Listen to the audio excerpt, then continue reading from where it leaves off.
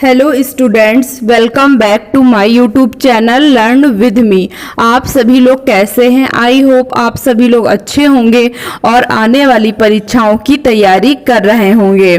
सभी एनम बहनों को गुड इवनिंग। आप सभी लोगों की पढ़ाई अच्छे तरीके से चल रही होगी। अगर आप सभी लोगों ने क्लास को लाइक नहीं किया है तो लाइक कर दीजिएगा। जो भी बच्चे एनम की तैयारी कर रहे हैं उनको प्लीज़ आप सभी लोग ज़्यादा से ज़्यादा शेयर कर दीजिएगा और सब्सक्राइब कर लीजिएगा।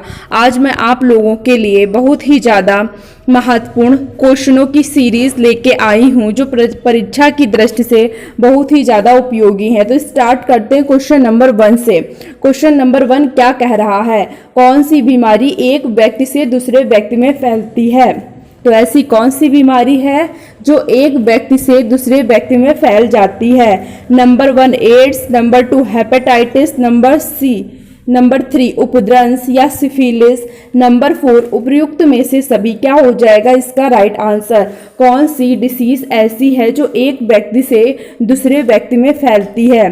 सभी लोग अपना आंसर कमेंट सेक्शन में देते हुए चलेंगे और लास्ट में सभी लोग अपना स्कोर बताएंगे कि आप लोगों ने कितने क्वेश्चन राइट किए हैं। तो कौन सी बीमारी है जो एक व्यक्ति से दूसरे व्यक्ति में फैलती है? तो अगर हम लोग बात करें एड्स की तो ये भी एक व्यक्ति से दूसरे व्यक्ति में फैलती है। हेपेटाइटिस ये भी एक व्यक्ति से दूसरे व्यक्ति में फैलती है। उपद्रंश या सिफिलिस ये भी एक व्यक्ति से दूसरे व्यक्ति में फैलती है। तो इसका राइट आंसर हो जाएगा उपयुक्त में से सभी। अगर मैं बात करूं एड्स की, सिफिलिस की, तो ये कैसी डिसीज है? सेक्सुअल ट्रांसमिटेड डिजीज है। कैसी डिसीज है? सेक्सुअल ट्रांसमिटेड डिजीज है। हेपेटाइटिस किससे होने वाला रोग है? तो हेपेटाइटिस किससे होता है? तो ये होता है वायरस से। किससे होता है? वायरस। एड्स भी किससे होता है? तो ये भी वायरस से होता है। अगर सिफिलिस की बात करें तो ये बैक्टीरिया से होने वाली डिसीज है। ठीक है, अब बढ़ते हैं क्वेश्चन नंबर 2 की तरफ। क्वेश्चन नंबर 2, तीव्र सीसा विषाक्तता के रूप में किसे जाना जाता है? क्वेश्चन नंबर 2 क्या पूछ रहा है? तीव्र सीसा विषाक्तता के रूप में किसे जाना जाता है? नंबर 1 जीर्ण दस्त, number 2 plumbism, number 3 silicosis, number 4 histamine. क्या हो जाएगा इसका राइट आंसर? तीव्र सीसा विषाक्तता के रूप में किसे जाना जाता है? या हिस्टामाइन हो जाएगा, या फिर प्लम्बिज्म हो जाएगा, या फिर सिलिकोसिस हो जाएगा, या फिर जीर्ण दस्त हो जाएगा। क्या हो जाएगा इसका राइट आंसर? तो इसका राइट आंसर क्या हो जाएगा? सीसा विषाक्तता के रूप में किसे जाना जाता है? तीव्र सीसा विषाक्तता के रूप में। तो राइट आंसर हो जाएगा ऑप्शन नंबर 2 प्लम्बिज्म में टिक लगा लेंगे। अगर मैं आप लोगों से पूछूं हिस्टामाइन क्या है, तो हिस्टामाइन क्या है? अगर आपसे लोगों से पूछा जाए हिस्टामाइन क्या है, तब आप लोग इसका राइट आंसर क्या करेंगे? तो ये क्या है? ये एक हार्मोन है। हिस्टामाइन क्या है? एक हार्मोन है जो कि एलर्जी क्रिया के दौरान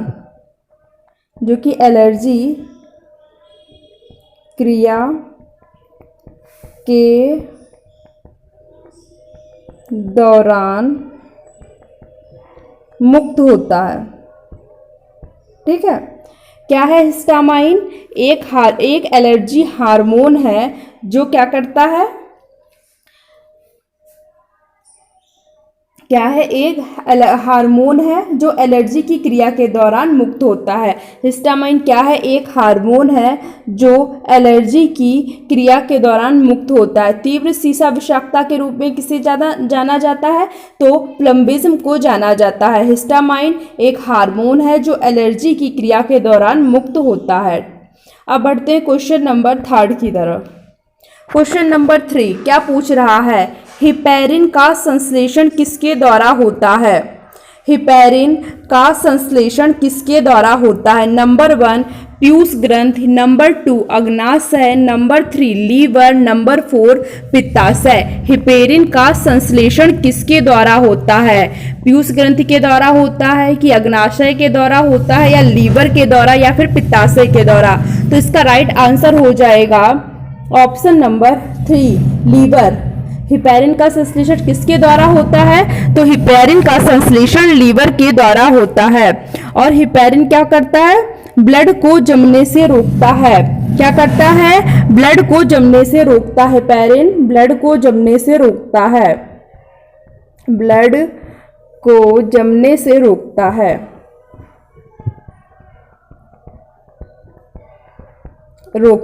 ठीक है। हिपैरिन क्या करता है? ब्लड को जमने से रोकता है। हिपैरिन का संश्लेषण किसके द्वारा होता है?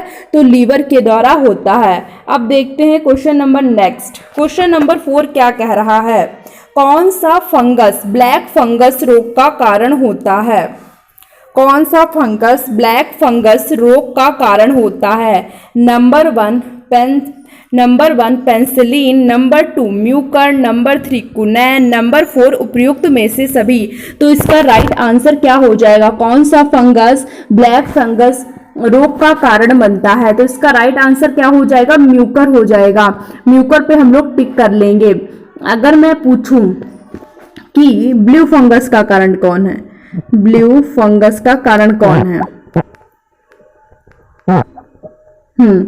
ब्लू फंगस का कारण कौन है? ब्लैक फंगस का कारण कौन है? तो म्यूकर है। ठीक है, ब्लैक फंगस रोग का कारण है म्यूकर। और ब्लू फंगस रोग का कारण कौन सा हो जाएगा?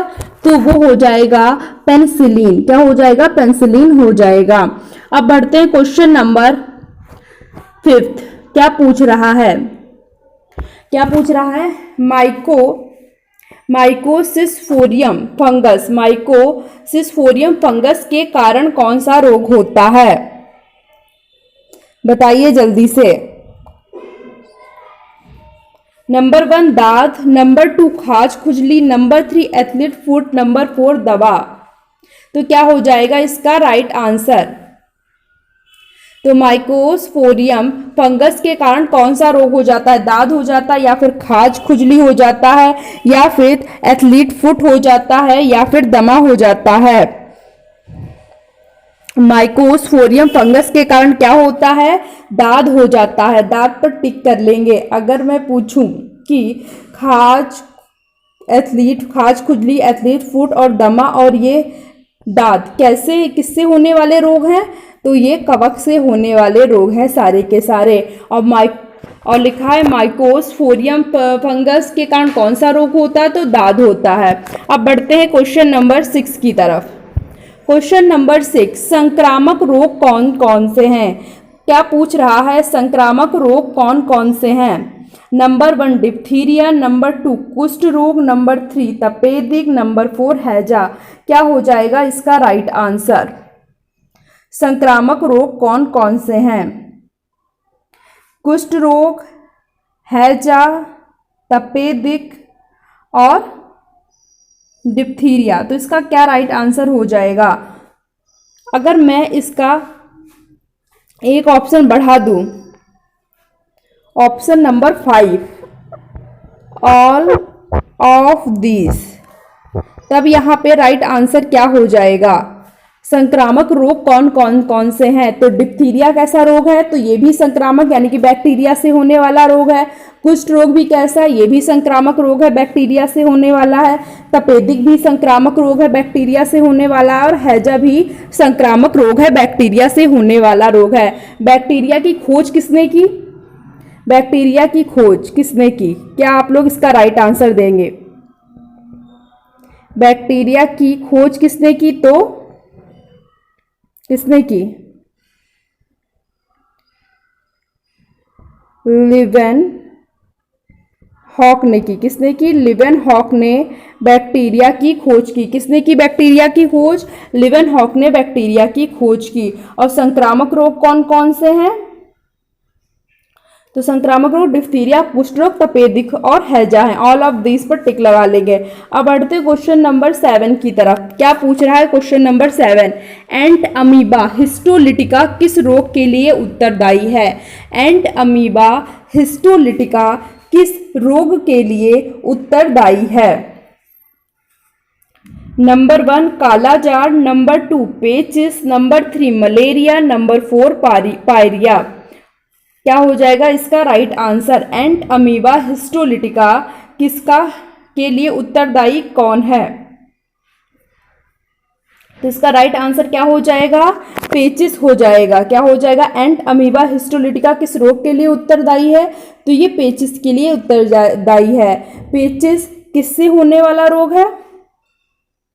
पेचिस किससे होने वाला रोग है? तो ये प्रोटोजोआ से होने वाला रोग है।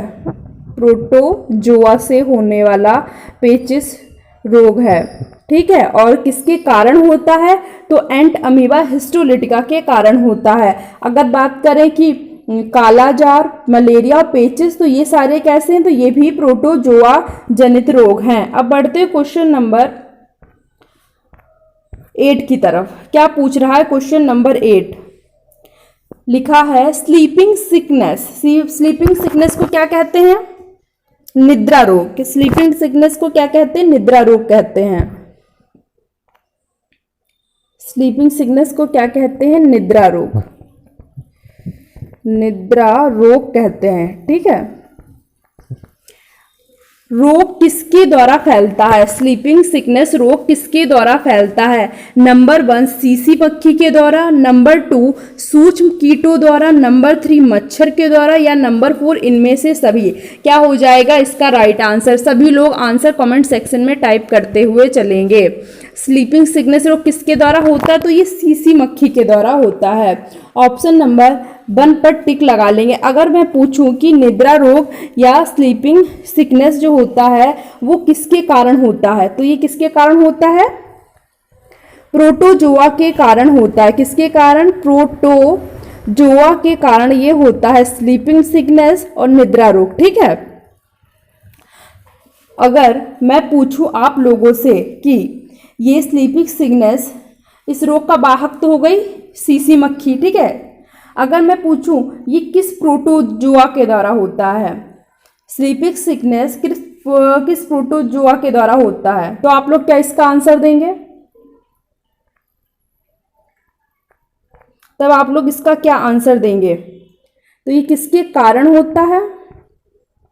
ये नोट कर लीजिएगा, जो मैं बताती हूँ आप लोगों को साथ में नोट करते हुए चलेंगे। किसके द्वारा होता है? सभी लोग मुझे बताएं। तब तक मैं लिख रही हूँ, टाइप कर रही हूँ, उससे पहले आप लोग मुझे कमेंट सेक्शन में बताएंगे। ट्रिपैनोसोमा के द्वारा होता है। किसके द्वारा? ट्रिपैनोसोमा के द्वारा होता है। स्लीपिंग सिकनेस रोग किसके द्वारा फैलता है? तो सीसी मक्खी के द्वारा फैलता है। और किसके कारण होता है? तो ट्रिपैनोसोमा के कारण होता है। और ये प्रोटोजोआ जनित रोग है स्लीपिंग सिकनेस। अब बढ़ते हैं क्वेश्चन नंबर 9 की तरफ। फुल फॉर्म ऑफ RT-PCR, किसकी फुल फॉर्म पूछी गई है? Full form of RT-PCR। Option number 1 reserve transfer policy chain reaction, number 2 reserve transferring per day chain reaction, number 3 reserve transcription polymerase chain reaction test, option number 4 reserve transcription polymer chain reaction test. क्या हो जाएगा इसका right answer? Full form of RT-PCR। अगर मैं पूछूं ये RT-PCR test किसके लिए होता है? तो ये कोरोना संक्रमण की जांच करने के लिए RT-PCR टेस्ट होता है। और इसका फुल फॉर्म क्या हो जाएगा? रिजर्व ट्रांसक्रिप्शन, क्या हो जाएगा? Reserve transcription polymerase chain reaction test. ठीक है। ये हो जाएगा। ऑप्शन नंबर 3 पर टिक कर लेंगे। अब बढ़ते हैं क्वेश्चन नंबर 10 की तरफ। चेचक के टीके की खोज किस वर्ष हुई? क्या पूछ रहा है? चेचक के टीके की खोज किस वर्ष हुई? Number 1 1796, number 2 1790, number 3 1792, number 4 1795। चेचक के टीके की खोज किस वर्ष हुई? तो राइट आंसर क्या हो जाएगा? 1796 हो जाएगा। ऑप्शन नंबर 1 पर टिक कर देंगे। और चेचक के टीके की खोज किसने की? तब क्या हो जाएगा इसका राइट आंसर? चेचक के टीके की खोज किसने की? एडवर्ड जेनर ने की। किसने की? चेचक के टीके की खोज एडवर्ड जेनर ने चेचक के टीके की खोज की। ठीक है। कब की? तो 1796 में की। 1796 में चेचक के टीके की खोज एडवर्ड जेनर ने की। अब बढ़ते हैं क्वेश्चन नंबर 11 की तरफ। हृदयघात के लिए शब्द, प्रयुक्त शब्द है। क्या पूछ रहा है? हृदयघात के लिए प्रयुक्त शब्द है। नंबर 1 क्या पूछ रहा है? क्या कह रहा है? Atherosclerosis, atherosclerosis. Number 2 hypotension. Number 3 coronary attack. Number 4 hypertension. क्या हो जाएगा इसका राइट आंसर? क्या हो जाएगा इसका राइट आंसर? एथेरोस्क्लेरोसिस या फिर हाइपरटेंशन या फिर कोरोनरी अटैक या फिर हाइपरटेंशन। क्या हो जाएगा? तो हृदयघात के लिए कौन सा शब्द उपयुक्त शब्द है? तो इसके लिए है हाइपोटेंशन। क्या हो जाएगा? हाइपोटेंशन। अगर बात करें हाइपरटेंशन की तो ये किसके लिए हो जाएगा? उच्च रक्तचाप। क्या हो जाएगा? उच्च रक्तचाप।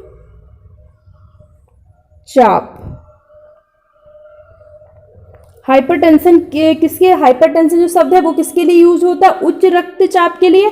और हाइपोटेंशन किसके लिए होता है? तो ये होता है हृदयघात के लिए। और अगर मैं पूछूं कि कोरोनरी अटैक किसके लिए होता है, तो ये किसके लिए होता है? कोरोनरी अटैक तो ये होता है संवहनी विस्फोट के लिए। किसके लिए? संवहनी विस्फोट के लिए क्या यूज होता है? संवहनी विस्फोट के लिए क्या? कोरोनरी अटैक यूज होता है। हाइपरटेंशन, उच्च रक्तचाप, हाइपोटेंशन, हृदयघात। अगर मैं पूछूं एथेरोस्क्लेरोसिस किसके लिए यूज होता है, तब आप लोग क्या कहेंगे? तो ये क्या होता है? सभी लोग मुझे आंसर बताएंगे। क्या हो जाएगा इसका राइट आंसर? धमनियों क्या हो जाएगा? धमनियों में अवरोध में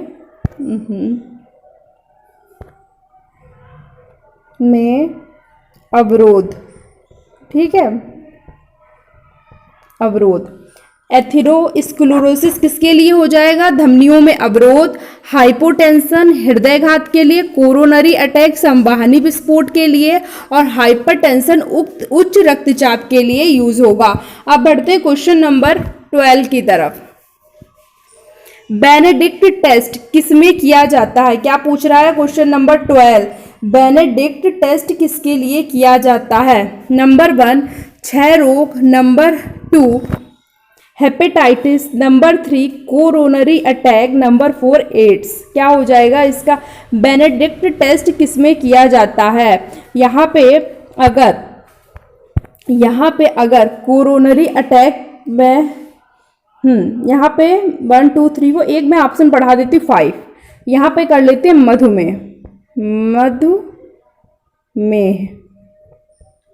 मधुमेह। ठीक है, यहाँ पे एक ऑप्शन बढ़ गया है क्षय रोग, हेपेटाइटिस, कोरोनरी अटैक, एड्स और मधुमेह। तो बेनेडिक्ट टेस्ट किसमें किया जाता है? क्या हो जाएगा इसका राइट आंसर? क्षय रोग यानी टीबी में, या फिर हेपेटाइटिस में, या फिर कोरोनरी अटैक में, या फिर एड्स में, या फिर मधुमेह में। तो इसका राइट आंसर क्या हो जाएगा? ऑप्शन नंबर 5 मतलब मधुमेह में किया जाता है बेनेडिक्ट टेस्ट। ठीक है, अब बढ़ते हैं क्वेश्चन नंबर 13 में। क्या पूछ रहा है? वैक्सीनेशन शब्द एक लैटिन शब्द से व्युत्पन्न है जिसका संबंध किससे है? वैक्सीनेशन शब्द एक लैटिन शब्द से व्युत्पन्न है जिसका संबंध किससे? नंबर 1 जानवरों से, नंबर 2 बंदरों से, नंबर 3 सूक्ष्म जीवों से, नंबर 4 गाय से। तो वैक्सीनेशन शब्द एक लैटिन भाषा से व्युत्पन्न है जिसका संबंध है गाय से। किससे संबंध है? गाय से है। ऑप्शन नंबर 4 पर टिक कर देंगे। अब बढ़ते हैं क्वेश्चन नंबर 14 की तरफ। दुर्दम मैलिग्नेंट मलेरिया किससे होता है? नंबर 1 बैक्टीरिया से, नंबर 2 कवक से, नंबर 3 वायरस से, नंबर 4 प्रोटोजोआ से। तो इसका राइट आंसर क्या हो जाएगा? दुर्दम, मेलिग्नेंट मलेरिया किससे होता है? तो राइट आंसर क्या हो जाएगा? प्रोटोजोआ हो जाएगा। प्रोटोजोआ पे टिक कर देंगे। अगर मैं पूछूं कि जो मलेरिया होता है उसके लिए उत्तरदायी परजीवी कौन सा है, किस परजीवी के कारण मलेरिया होता है, किस परजीवी के कारण होता है, तब आप लोग क्या राइट आंसर करेंगे? किसके कारण होता है? प्लाज्मोडियम। किसके कारण होता है? प्लाज्मोडियम के कारण, प्लाज्मोडियम फैल्सीफेरम के कारण होता है। किसके कारण होता है? प्लाज्मोडियम के कारण होता है। उसका एक प्रकार कौन सा है? फैल्सीफेरम है। मलेरिया किस परजीवी के कारण होता है? प्लाज्मोडियम जाति के परजीवी के कारण होता है। और उसमें मलेरिया का एक कौन सा प्रकार है? तो कौन सा है? प्लाज्मोडियम फैल्सीफेरम है। और ये कैसी होती है? सबसे आत्मघाती मलेरिया होती है। फैल्सीफेरम कैसी होती है? सबसे आत्मघात मलेरिया होती है। अब बढ़ते क्वेश्चन नंबर 15 की तरफ। क्वेश्चन नंबर 15 क्या कह रहा है? जापानी इंसेफेलाइटिस का कारक विषाणु मनुष्य शरीर के किस हिस्से को संक्रमित करता है? जापानी इंसेफेलाइटिस का कारक विषाणु मनुष्य शरीर के किस हिस्से को संक्रमित करता है? नंबर 1 आंख, नंबर 2 तंत्रिका तंत्र, नंबर 3 मस्तिष्क, नंबर 4 प्लीहा। क्या हो जाएगा इसका राइट आंसर? तो इसका राइट आंसर क्या हो जाएगा? किसको प्रभावित करता है जापानी इंसेफेलाइटिस? तो ये करता है मस्तिष्क को प्रभावित करता है। अब बढ़ते हैं क्वेश्चन नंबर 16 की तरफ। क्वेश्चन नंबर 16 क्या पूछ रहा है? ट्राइसोमी 21 को किस नाम से जाना जाता है? ट्राइसोमी 21 को किस नाम से जाना जाता है? Number 1 Patau syndrome, number 2 Turner syndrome, number 3 Down syndrome, number 4 Edwards syndrome. क्या हो जाएगा इसका राइट आंसर? ट्राइसोमी 21 को किस नाम से जाना जाता है? तो क्या राइट आंसर हो जाएगा? डाउन सिंड्रोम के नाम से जाना जाता है। किसके नाम से जाना जाता है? तो डाउन सिंड्रोम के नाम से जाना जाता है। ऑप्शन नंबर 3 पर टिक कर देंगे। अब बढ़ते हैं क्वेश्चन नंबर 17 की तरफ। क्या पूछ रहा है क्वेश्चन नंबर 17? सील पद या फील पांव किसके कारण होता है? सील पद या फील पांव किसके कारण होता है? Number 1 myopia, number 2 leukaemia, number 3 tsunami filaria कृमि, नंबर 4 काकाई। क्या राइट आंसर हो जाएगा?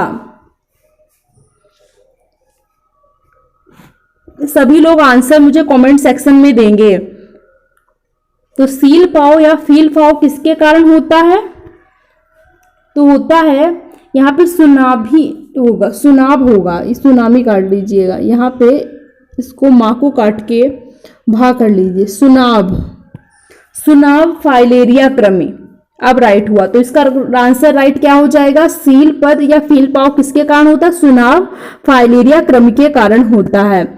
अब बढ़ते हैं क्वेश्चन नंबर 18 की तरफ। अगर मैं पूछूं ल्यूकेमिया क्या है, तब आप लोग क्या आंसर देंगे? तो ल्यूकेमिया क्या है? ल्यूकेमिया क्या है? रक्त कैंसर है। कैसा कैंसर है?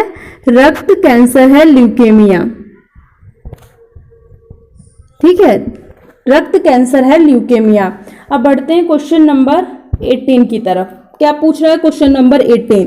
चिकित्सा में डायलिसिस का प्रयोग किसके लिए होता है? चिकित्सा में डायलिसिस का प्रयोग किसके लिए होता है? नंबर 1 गुर्दे के लिए, नंबर 2 लीवर के लिए, नंबर 3 लंग्स के लिए, या नंबर 4 ब्लड के लिए।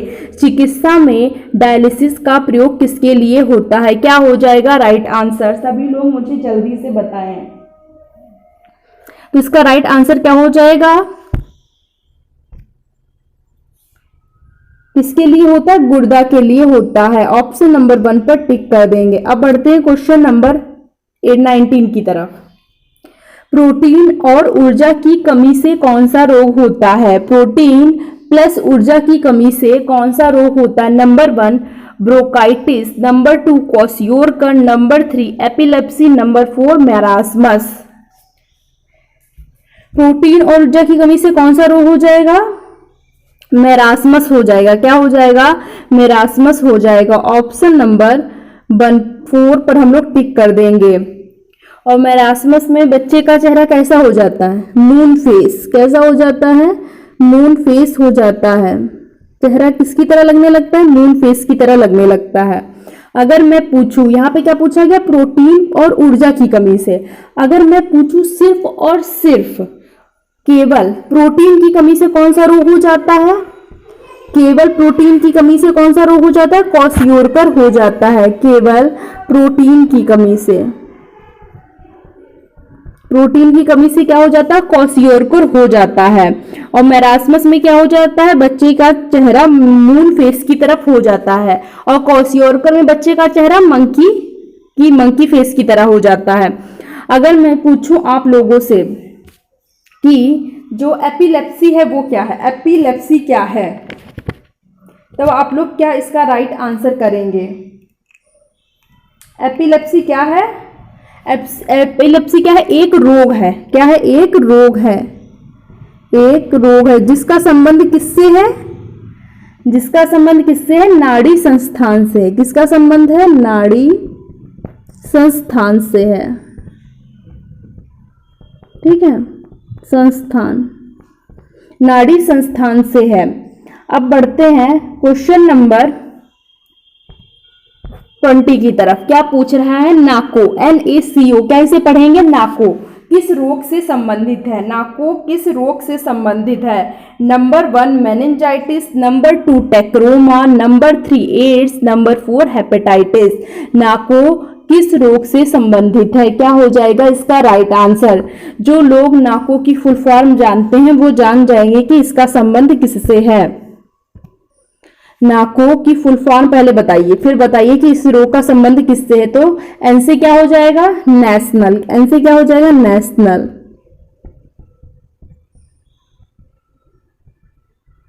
ठीक है, नेशनल। और ए से क्या हो जाएगा? एड्स। एड्स हो जाएगा। सी से क्या हो जाएगा?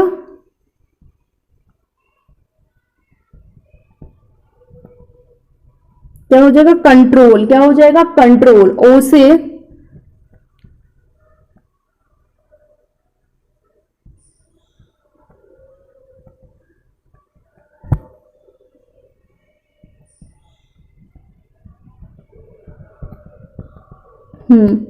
क्या हो जाएगा? नाको की full form National AIDS Control Organisation होता है।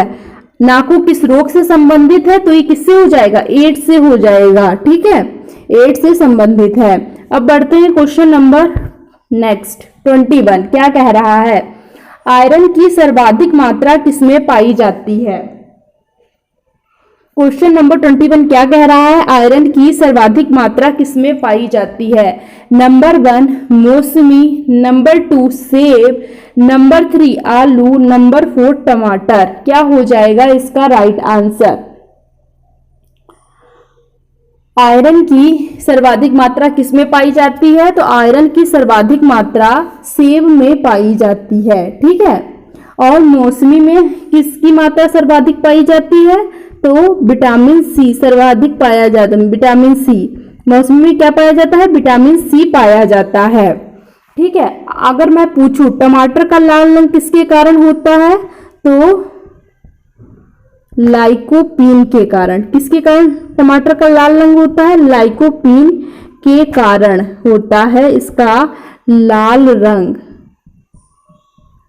ठीक है, टमाटर का लाल रंग किसके कारण होता है? लाइकोपीन के कारण होता है। सेब में आयरन की मात्रा सर्वाधिक पाई जाती है। मौसमी में विटामिन सी पाया जाता है। अब बढ़ते हैं क्वेश्चन नंबर 22। लिखा है सर्वाधिक विटामिन ए किसमें पाया जाता है? क्या क्वेश्चन नंबर 22 पूछ रहा है? सर्वाधिक विटामिन ए किसमें पाया जाता है? नंबर 1 पके हुए आम के फल में, नंबर 2 गाजर में, नंबर 3 पके पपीता के फल में, नंबर 4 उपयुक्त में से सभी। अभी तक का सबसे इजी क्वेश्चन है और इसका राइट आंसर सभी लोग मुझे कमेंट सेक्शन में देंगे। सर्वाधिक विटामिन ए किसमें पाया जाता है? पके हुए आम कि फल में, गाजर में, या फिर पके हुए पपीते के फल में, या उपयुक्त में से सभी। तो इन सभी में क्या पाया जाता है, चाहे पके हुए आम ले लीजिए, चाहे फिर गाजर ले लीजिए, या फिर पपीता लीजिए, सब में क्या पाया जाता है, विटामिन ए पाया जाता है। इसका राइट आंसर हो जाएगा ऑप्शन नंबर 4। अब बढ़ते हैं क्वेश्चन नंबर 23 के तरफ। क्या पूछ रहा है क्वेश्चन नंबर 23, सेब की सुगंध किसके कारण आती है। क्या पूछ रहा है, सेब की सुगंध, यहाँ पे की कर लीजिएगा, की सुगंध किसके कारण आती है। Number 1 lactic acid, number 2 uric acid, number 3 malic acid, number 4 potassium. सेब की सुगंध किसके कारण आती है, क्या हो जाएगा इसका राइट आंसर। सेब की सुगंध किसके कारण आती है, मैलिक एसिड के कारण आती है।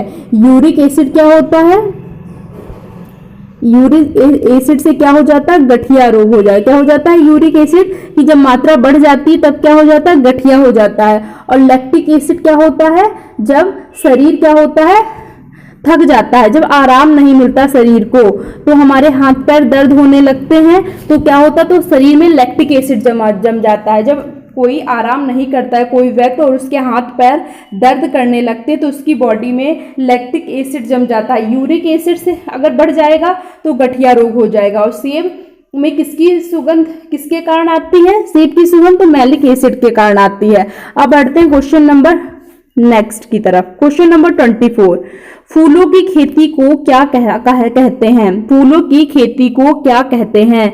Number 1 agronomy, number 2 pomoculture, number 3 floriculture, number 4 horticulture. क्या हो जाएगा इसका राइट आंसर। फूलों की खेती को क्या कहते हैं, तो इसमें जो भी आंसर देखेगा वो क्या कर देगा, तुरंत लगा देगा, क्योंकि इसमें फूल देखना है। क्या फूलों की खेती को क्या कहते हैं, फ्लोरिकल्चर। क्या कहते हैं, फ्लोरिकल्चर। तो इसका राइट आंसर क्या हो जाएगा, ऑप्शन नंबर 3 हो जाएगा। अगर मैं पूछूं एग्रोनॉमी किसे कहते हैं, फूलों की खेती को फ्लोरिकल्चर कहते हैं। अगर एग्रोनॉमी किसको कहते हैं, फसलों की खेती को क्या कहते हैं, एग्रोनॉमी कहते हैं। फसलों की खेती को क्या कहते हैं, एग्रोनॉमी कहते हैं। पोमो कल्चर किसे कहते हैं, पोमो। तो फलों की खेती को क्या कहते हैं, पोमो कल्चर कहते हैं। ठीक है। हार्टिकल्चर किसे कहते हैं, हार्टिकल्चर। हार्टिकल्चर किसे कहते हैं, तो आप लोग क्या इसका राइट आंसर देंगे, वनों की खेती को क्या कहते हैं, वनों की खेती को हार्टिकल्चर कहते हैं।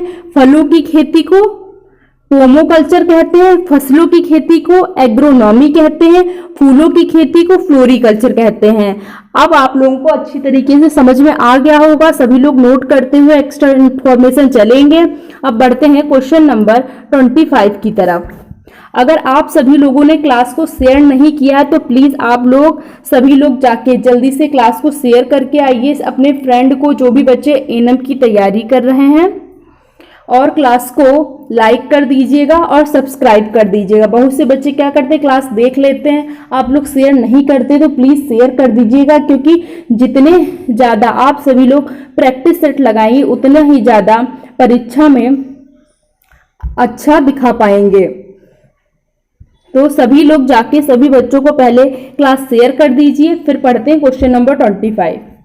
क्वेश्चन नंबर 25 क्या कह रहा है, प्याज की नहीं, यहाँ पे के होगा। प्याज के छिलके उतारने पर आंसू आते हैं क्योंकि प्याज निष्कासित करते हैं।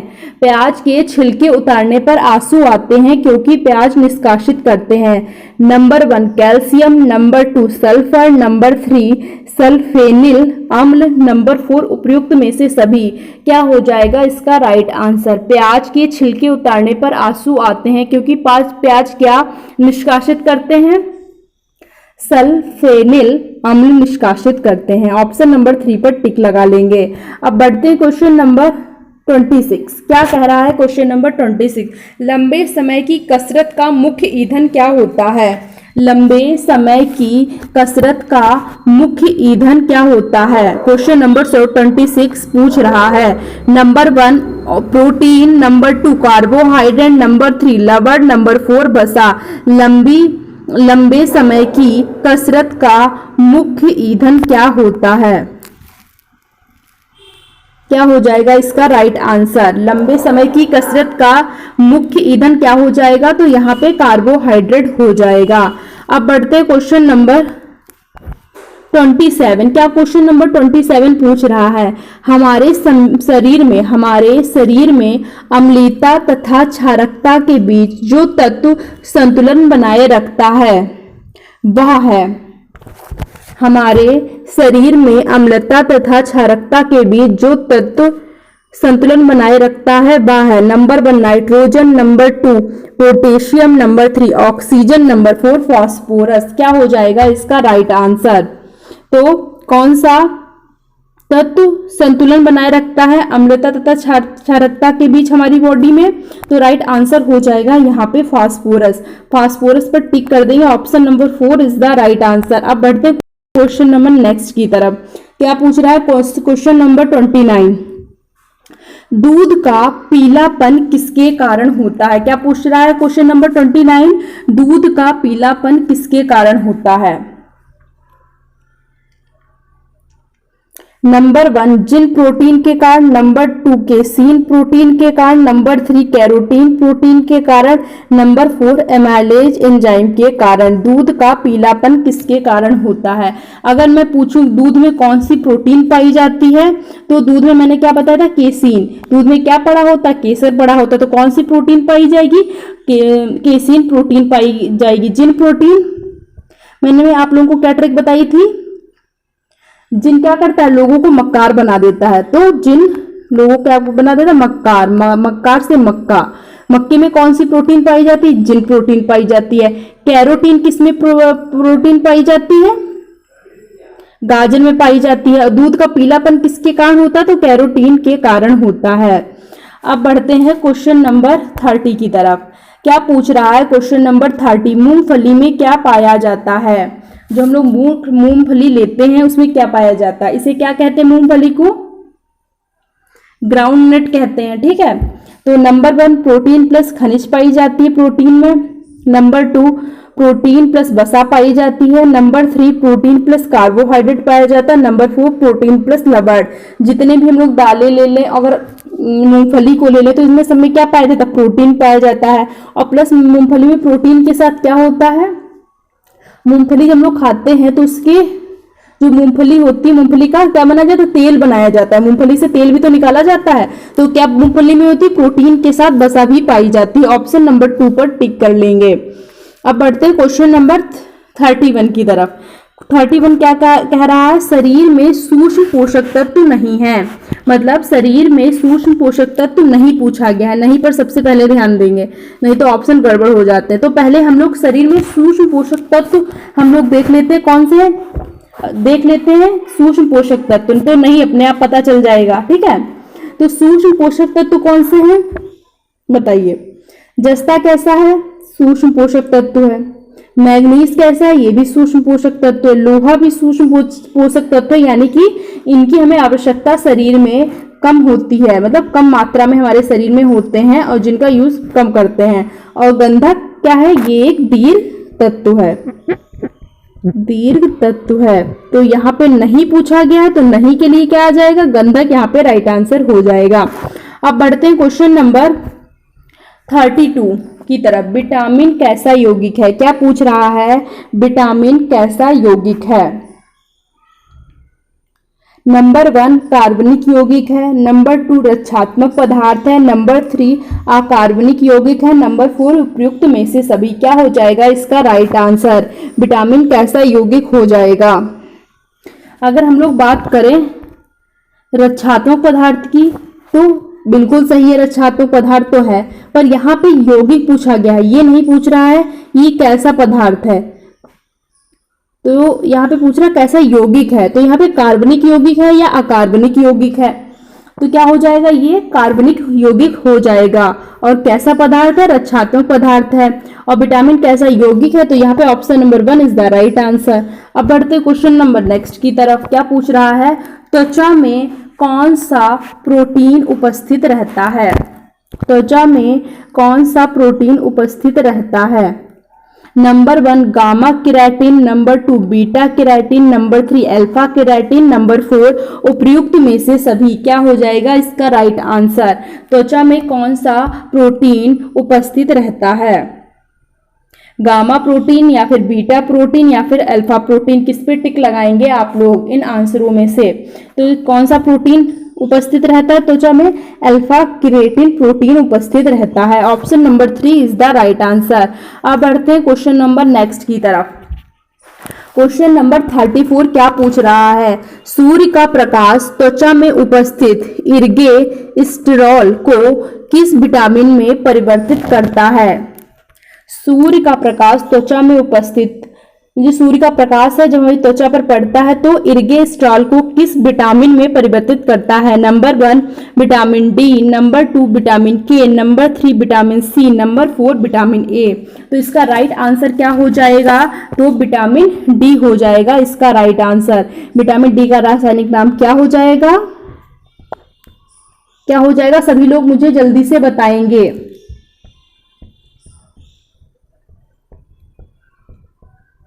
क्या हो जाएगा? विटामिन डी का रासायनिक नाम कैल्सीफेरॉल हो जाएगा। और विटामिन के का रासायनिक नाम क्या हो जाएगा? के का रासायनिक नाम क्या हो जाएगा? तो सभी लोग बताएंगे फिलोक्विनोन हो जाएगा। क्या हो जाएगा? फिलोक्विनोन हो जाएगा इसका राइट आंसर। विटामिन सी का रासायनिक नाम क्या हो जाएगा? तो क्या हो जाएगा? विटामिन सी का एस्कॉर्बिक अम्ल। क्या हो जाएगा? एस्कॉर्बिक एसिड या एस्कॉर्बिक अम्ल। और ए का क्या हो जाएगा? रेटिनॉल हो जाएगा।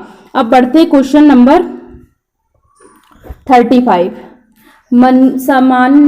सामान्य मनुष्य को प्रति किलोग्राम के अनुसार कितनी प्रोटीन प्रतिदिन लेनी चाहिए? सामान्य मनुष्य को प्रति किलोग्राम के अनुसार कितनी प्रोटीन लेनी चाहिए? नंबर 1 8 ग्राम, नंबर 2 4 ग्राम, नंबर 3 9 ग्राम या नंबर 4 5 ग्राम। यहाँ पे ऑप्शन गड़बड़ हो गया, राइट कर लीजिएगा। यहाँ पे कर लीजिएगा 1 ग्राम, 1 ग्राम। ठीक है, ऑप्शन नंबर 3 राइट कर लीजिएगा, 1 ग्राम कर लीजिएगा। सामान्य मनुष्य को प्रति किलोग्राम के अनुसार कितनी प्रोटीन लेनी चाहिए? तो इसका राइट आंसर क्या हो जाएगा? 8 ग्राम हो जाएगा या फिर 4 ग्राम या फिर 1 ग्राम या फिर 5 ग्राम। तो इसका राइट आंसर हो जाएगा 1 ग्राम हो जाएगा। प्रोटीन से हमें कितनी एनर्जी मिलती है? तो 4 किलो कैलोरी एनर्जी प्रोटीन से मिलती है। अब बढ़ते हैं क्वेश्चन नंबर 36 की तरफ। किसमें नाइट्रोजन, क्या पूछ रहा है? Question number 37। यहाँ पे ऑप्शन जो हैं वो गड़बड़ टाइप हो गए हैं, तो मैं यहाँ पे आप लोगों को बता दूं किसमें नाइट्रोजन पाई जाती है। ये काट लीजिएगा, किसमें नाइट्रोजन पाई जाती है। तो क्या राइट इसका आंसर हो जाएगा? अगर मैं ऑप्शन देती हूँ, प्रोटीन यहाँ पे कर लीजिएगा, प्रोटीन यहाँ पे कर लीजिएगा, वसा यानी कि फैट यहाँ पे कर लीजिएगा, कार्बोहाइड्रेट,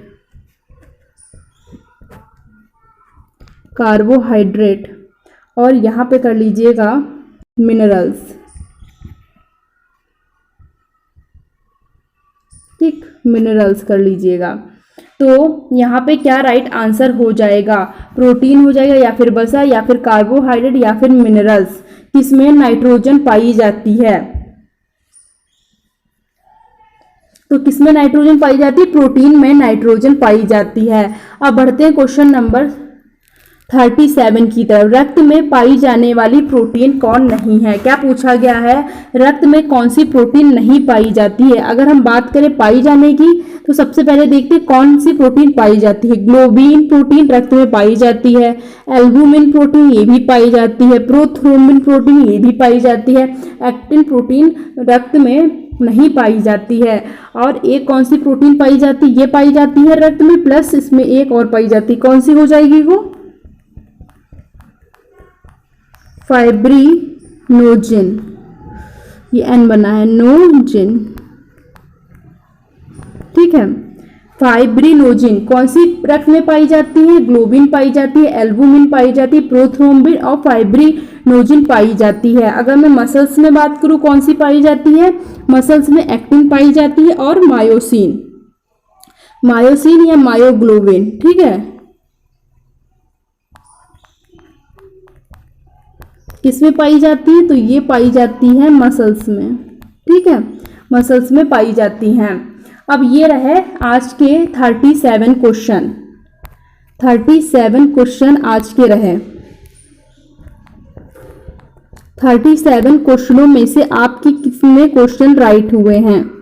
कितने क्वेश्चन राइट हुए हैं आप लोग मुझे बताइएगा कमेंट सेक्शन में कमेंट करके। आप लोगों को ये 37 क्लास की सीरीज़ कैसी लगी है, अच्छी लगी है तो कमेंट सेक्शन में सभी लोग बताइएगा। आप लोग क्लास को शेयर नहीं करते तो प्लीज़ आप लोग क्लास को ध्यान से शेयर कर दीजिएगा, जिससे ज़्यादा जो स्टूडेंट हैं उन तक ये क्लास पहुंच पाए। अगर आप लोग एक एक बच्चे को शेयर कर देते हैं तो बहुत से बच्चों का क्या हो जाएगा, बेनिफिट हो जाएगा। तो आप लोग अगर एक सरकारी सीट अपनी पक्की करना चाहते हैं तो मेरे चैनल लर्न विद मी से जुड़ सकते हैं। तो आप सभी लोग ध्यान से क्लास को लाइक कर दीजिएगा, जो भी बच्चे एनएम की तैयारी कर रहे हैं उनको ज़्यादा से ज़्यादा शेयर कर दीजिएगा और सब्सक्राइब कर दीजिएगा। मिलते हैं नेक्स्ट क्लास में, तब तक की थैंक्स फॉर वॉचिंग।